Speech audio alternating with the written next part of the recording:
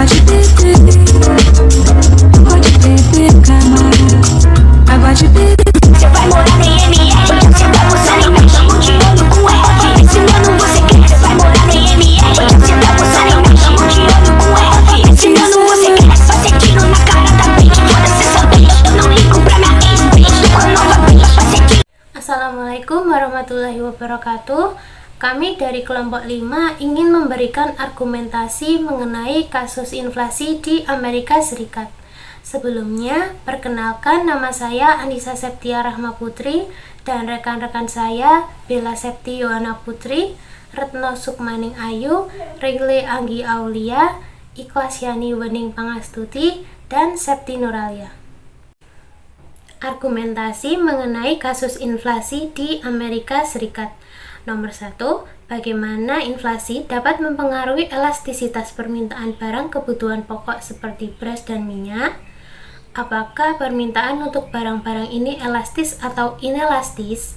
Jawabannya, permintaan barang kebutuhan pokok seperti beras dan minyak cenderung inelastis. Alasannya, karena masyarakat tetap membelinya meskipun harga naik.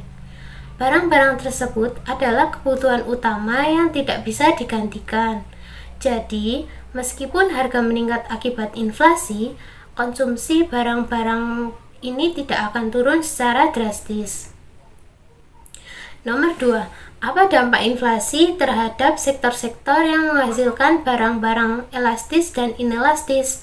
Jawabannya, barang elastis seperti barang mewah, elektronik, atau pakaian akan mengalami penurunan permintaan karena konsumen akan menunda membelinya atau mencari alternatif yang lebih murah. Yang kedua, barang inelastis seperti makanan pokok dan obat-obatan. Masyarakat masih tetap membeli, tetapi kenaikan harga dapat membebani masyarakat berpenghasilan rendah, sehingga daya beli mereka semakin menurun. Yang ketiga, bagaimana pemerintah dapat menggunakan kebijakan moneter dan fiskal untuk mengendalikan inflasi tanpa menurunkan daya beli masyarakat secara drastis. Pemerintah sendiri bisa menggunakan kebijakan moneter seperti menyesuaikan suku bunga secara bertahap agar tidak mengagetkan pasar.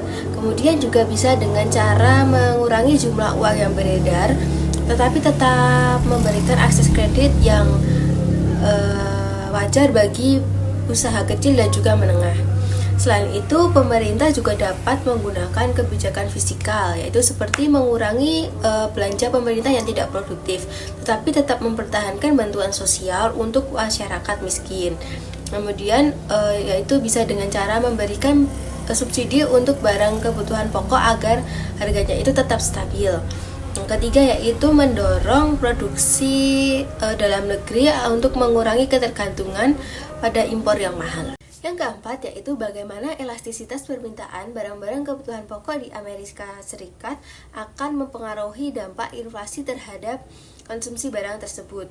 Jadi karena permintaan barang kebutuhan pokok ini termasuk inelastis, maka konsumsi barang ini tidak akan menurun meskipun harga itu akan naik. Namun bagi beberapa masyarakat itu akan terpengaruh, seperti masyarakat yang berpenghasilan kecil. Nah, itu mungkin akan berdampak pada pengurangan pengeluaran untuk barang lain. Jadi mereka itu mengurangi pengeluaran untuk barang lain agar bisa membeli kebutuhan pokok itu sendiri. Yang kelima, apakah kebijakan pemerintah seperti kenaikan suku bunga dapat efektif dalam menurunkan inflasi tanpa memperburuk daya beli masyarakat? Nah, jadi kenaikan suku bunga itu sendiri memang dapat mengurangi inflasi dengan menekan konsumsi dan investasi, tetapi juga bisa berdampak buruk pada daya beli masyarakat. Nah, agar efektif, kebijakan ini harus diimbangi dengan langkah-langkah lain seperti yang pertama, memberikan insentif bagi usaha kecil agar tetap bisa berkembang meskipun biaya pinjaman naik. Nah, kemudian yang kedua, bisa mengendalikan harga kebutuhan pokok melalui subsidi atau regulasi harga. Kemudian yang ketiga, meningkatkan pendapatan masyarakat dengan menaikkan upah minimum atau memberikan bantuan sosial bagi yang terdampak. Kemudian yang keenam, bagaimana pengaruh inflasi terhadap sektor industri yang menghasilkan barang-barang elastis seperti barang-barang mewah dan barang substitusi. Nah, barang mewah seperti mobil premium, perhiasan, dan elektronik mahal akan mengalami penurunan permintaan karena masyarakat lebih memilih menabung atau membeli barang yang lebih terjangkau.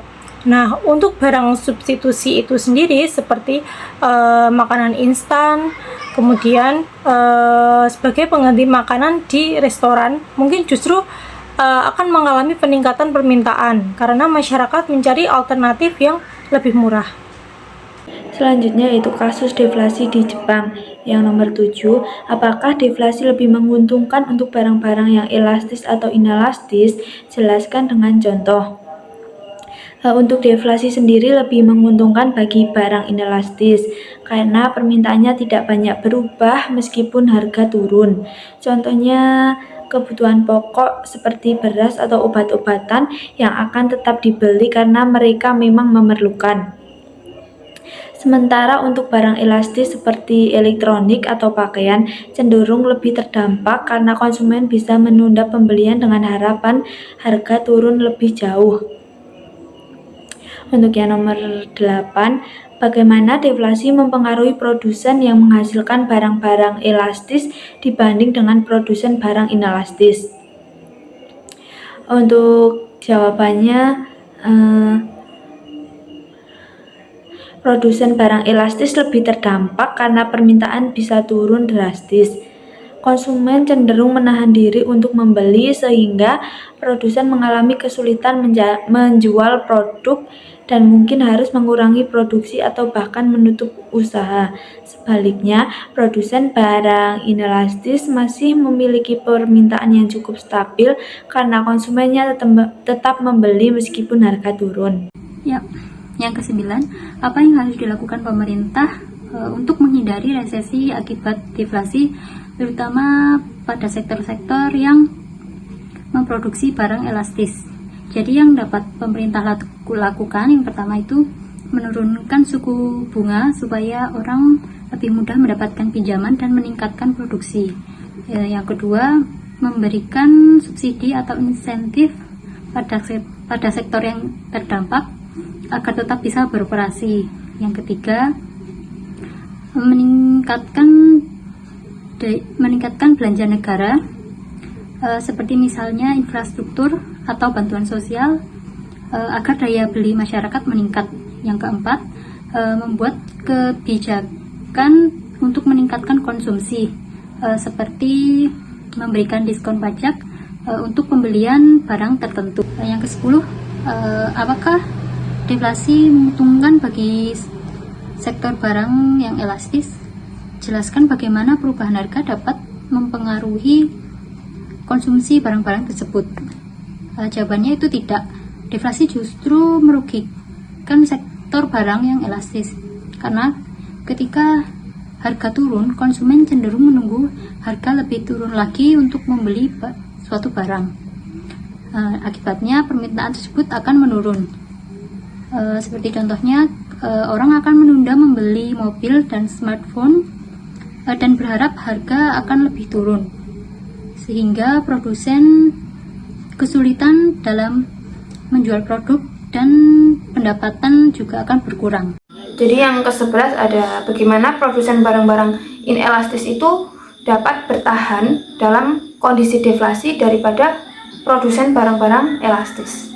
Jadi kan produsen barang inelastis itu bisa lebih bertahan dalam kondisi deflasi karena orang-orang tuh tetap membutuhkan produk mereka. Jadi agar mereka tuh tetap stabil, mereka bisa melakukan kayak mengurangi biaya produksi supaya tetap mendapatkan keuntungan, terus menjaga harga tetap stabil agar tidak mengalami penurunan yang drastis, terus menambah variasi produk untuk menarik lebih banyak konsumen.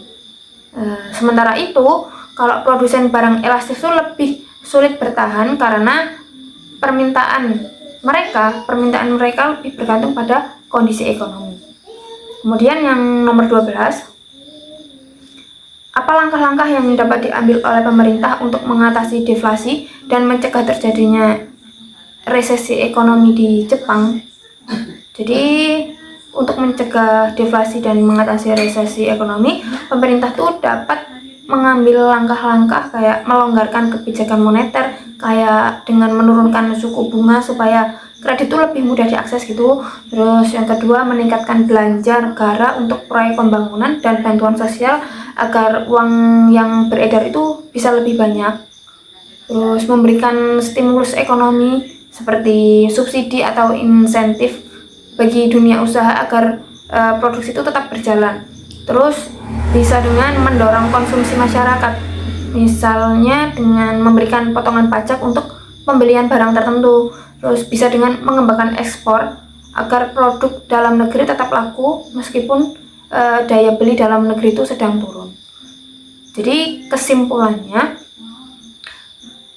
inflasi di Amerika Serikat itu membuat harga itu naik, tetapi permintaan barang kebutuhan pokok tetap stabil karena inelastis, sementara barang elastis mengalami penurunan permintaan.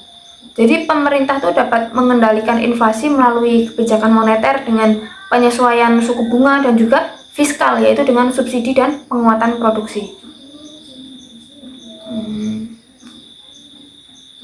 Sebaliknya, kalau deflasi di Jepang itu lebih menekankan permintaan barang elastis karena konsumen menunda pembelian. Jadi sementara barang inelastis itu tetap dibeli.